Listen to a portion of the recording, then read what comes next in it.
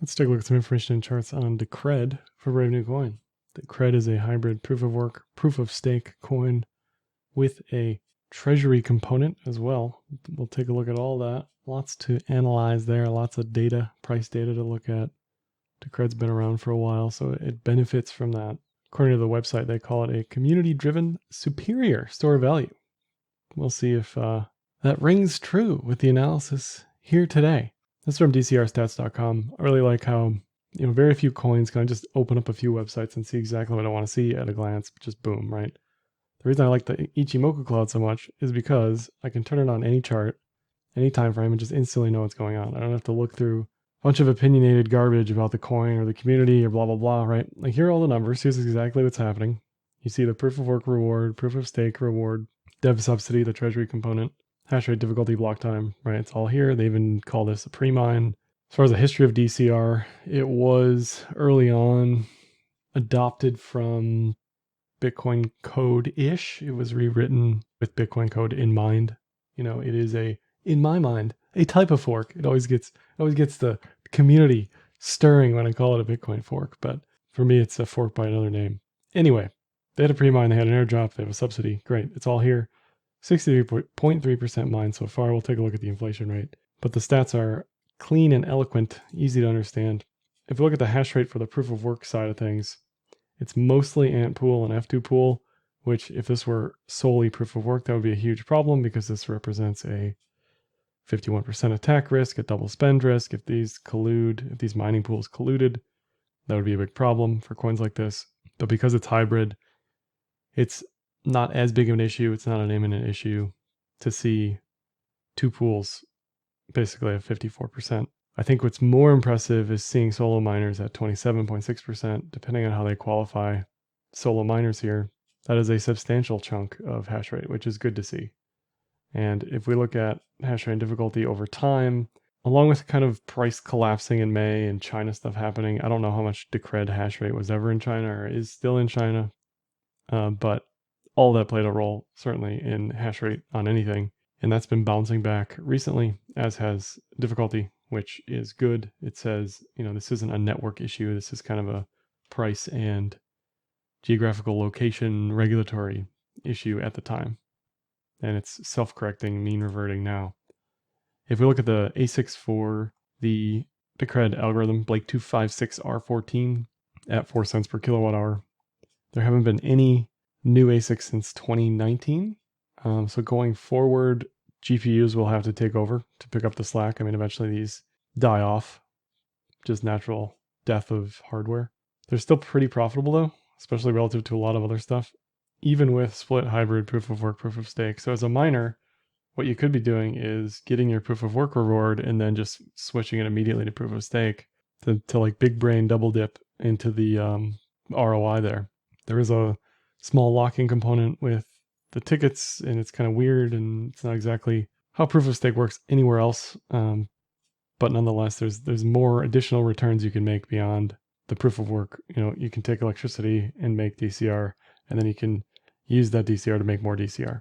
It's interesting that this website added the noise column here, because I don't know if most people realize how noisy these machines are, but they are extremely loud. And to have a bunch of them in one area, it sounds like, jet engines, not 24/7.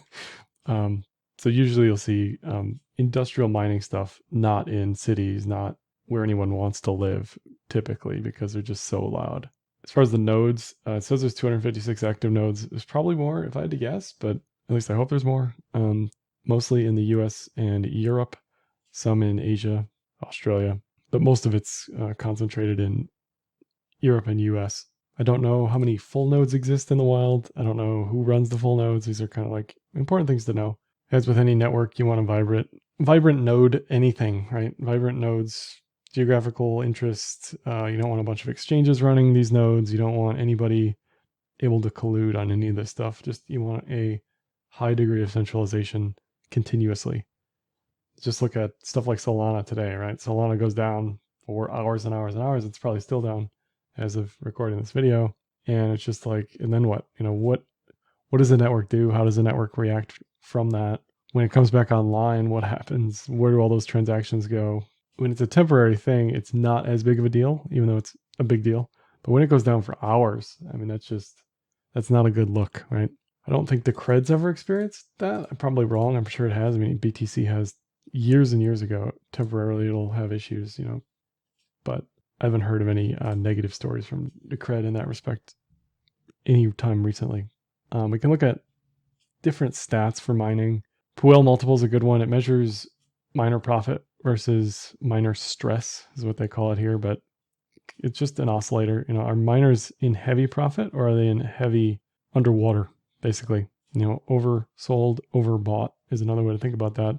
And if we match this up with price and we match this up with the mean and the trend and what's going on, we're clearly still in a bull trend on everything for the most part, including Decred. And the Puel multiple is basically zeroed out.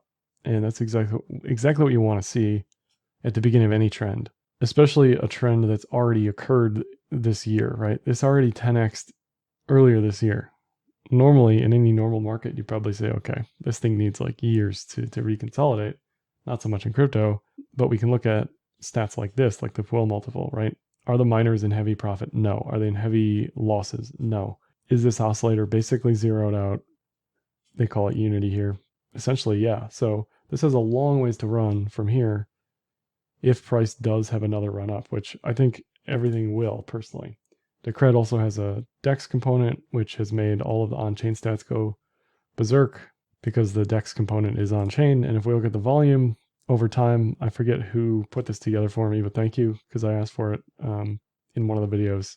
Probably check on-chain, checkmatey, whatever. I forget names, I'm sorry. But thank you for the data.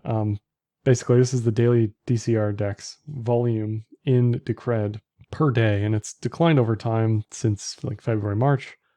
But a lot of DEX's volumes are down. If price picks up, I expect this to pick up. I don't think this is going to move the needle for price in particular. It's nice that they have this, and it's nice that we can look at the stats for it. But volume-wise, this is nothing compared to most ETH DEXs, at least currently.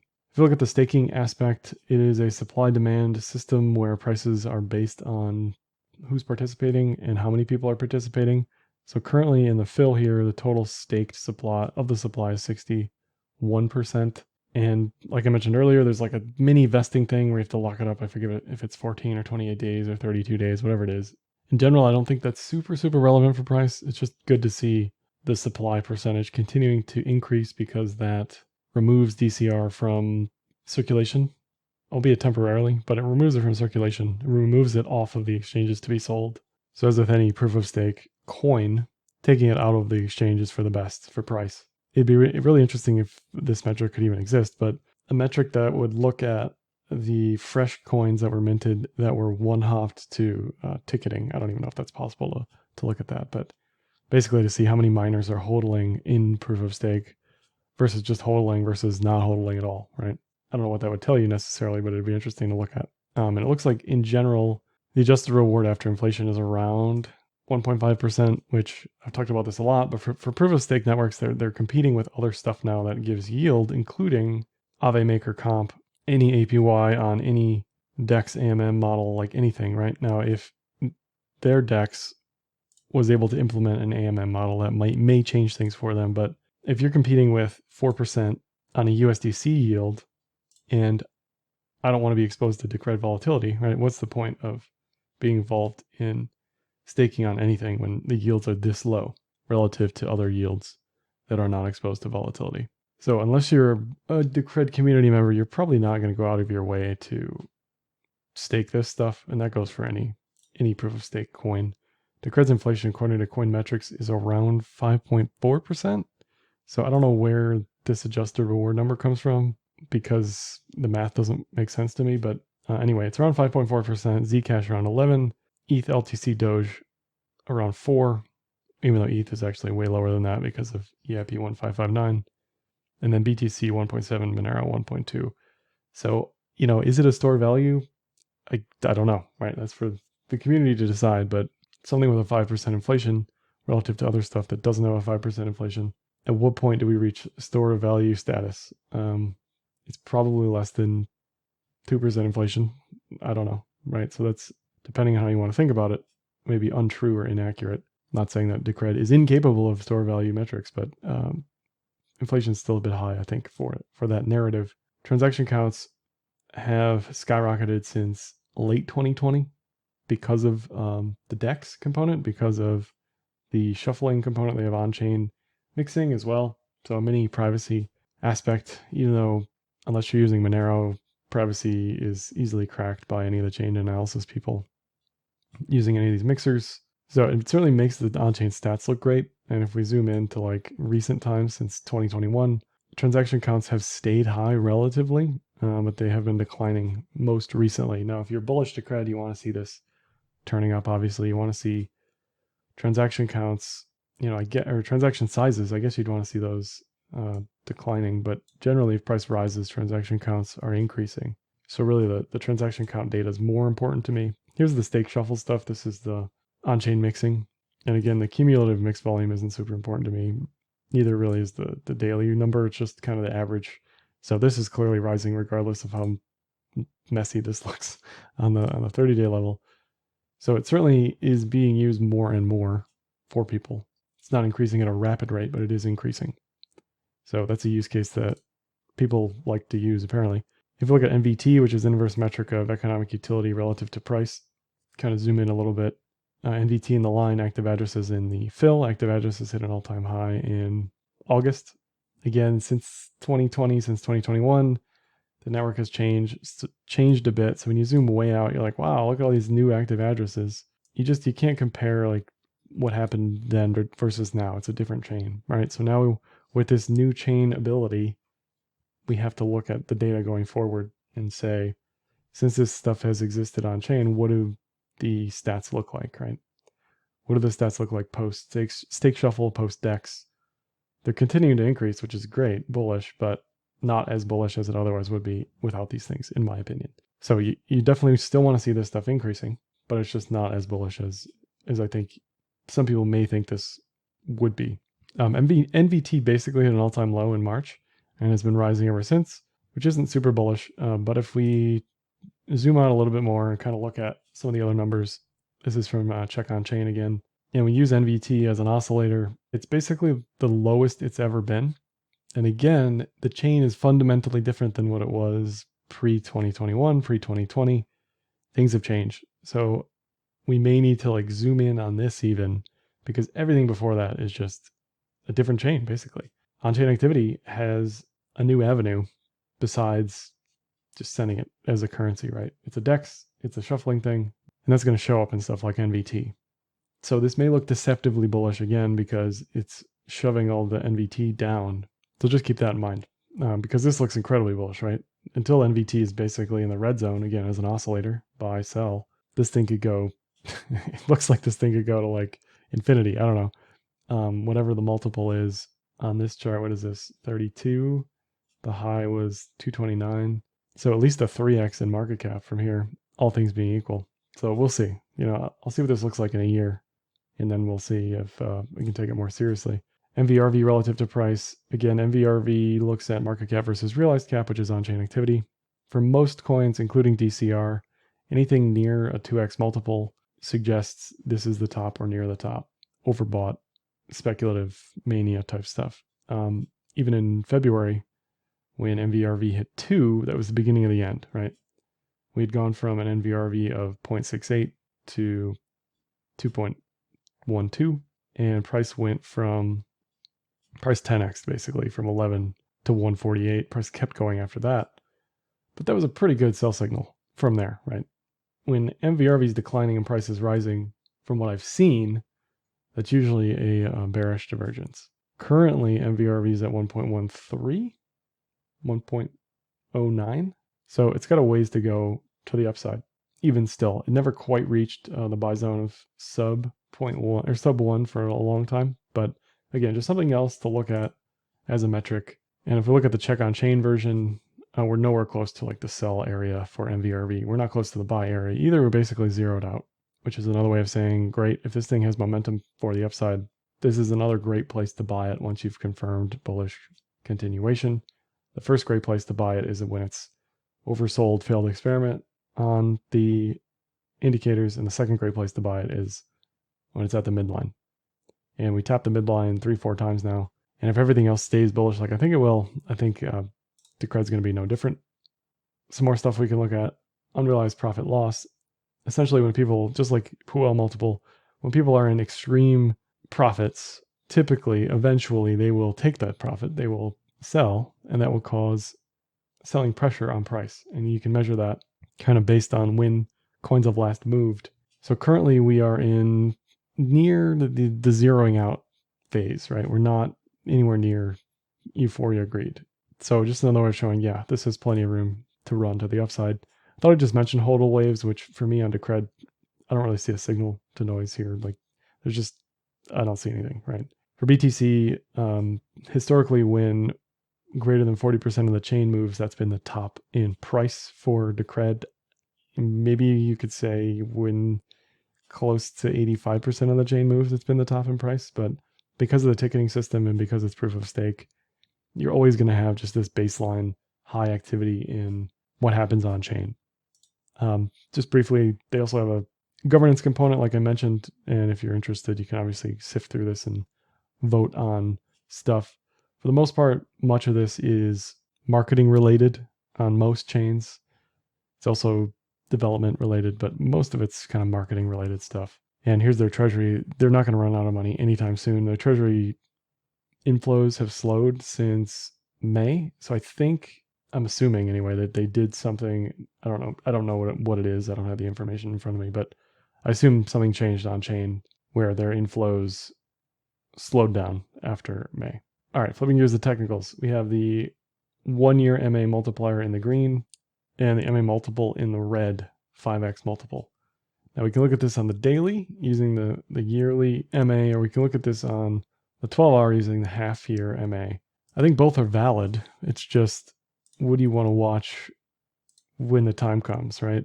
This doesn't look quite low enough to be in the buy zone yet on the daily. It's definitely within reach of buy zone on the 183 MA. Historically, both have actually done pretty well at telling you where the top was, where the bottom was. We're still at a 10x multiple from the bottom in October 2020. So for me to say, yeah, I think this is going to go to 550 or 800, maybe doesn't make sense, but we have seen double bubbles before in 2017. So maybe we have another double bubble Q1, Q4 style in 2021. If we do, I like 550 to 820. That's going to move around over time, but you can see how it looked at the bottom in October 2020. It was telling you, yeah, we like 75. It moves up over time, right? And then it told you in January at 175, 185, 235, it tells you get out on the daily. So if this thing breaches 550, I think that's probably good enough as far as a 5x multiple from the bottom currently. And if it goes to 820, great. But on this version of it, anything closer near to the sell zone is dangerous territory. I'd also watch, the midline here is 520 probably, so I'd watch that as well. Looking at the 5200, it's been bullish ever since the cross in October 2020. It's held above the 200-day moving average 3-4 times now. Again, things are zeroed out. So if this thing has another run in it, it could 5x from here. It easily could do that, I think, regardless of what it's already done this year, because the trend metrics have zeroed out. That all that momentum has been zeroed out. We saw the profit loss stuff. That's essentially been zeroed out as well. So we're now starting with a new baseline if this is a bull trend going forward. On the cloud, it's not quite where it needs to be to have a confirmed bullish trend. You want to see price above the cloud, bullish TK cross, bullish cloud. Currently, price is at the bottom of the cloud. Cloud is bullish, TK cross is bullish. We'll know in October how bullish this is going to be very easily, because if everything is bullish, everything will be bullish. There isn't going to be a wishy-washy situation. If Q4 is how I think Q4 is going to be, we're going to know. It's going to look just like Q4 2020. We're going to know exactly when this flips bullish, and we already have the targets on everything based on the 5x multiples, based on the 1618. At the very least, this stuff's going to retest all-time highs if we can hold our bullishness into Q4. Decred BTC looks like a diamond top to me, bearish 5200 cross coming. For the most part, historically, it's held a bearish 5200 cross. It's held a strong bear trend. So it's hard hard for me to get bullish on DCR against BTC based on this chart, but it's got to hold this 25K SAT level to have a chance at holding bullishness relative to BTC, because otherwise this doesn't that doesn't look so hot right now on the bull side of things.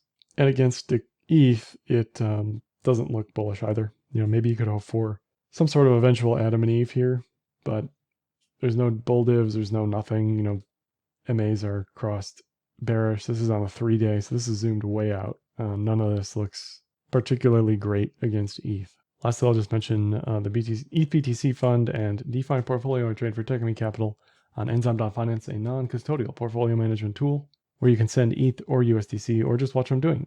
You can see everything including AUM, performance, allocation, all of the yield plays I'm making on Aave, Comp, and Yearn, as well as the trades in the trades tab down below. That's all for this one. Like, dislike, comment, share, subscribe, and happy trading.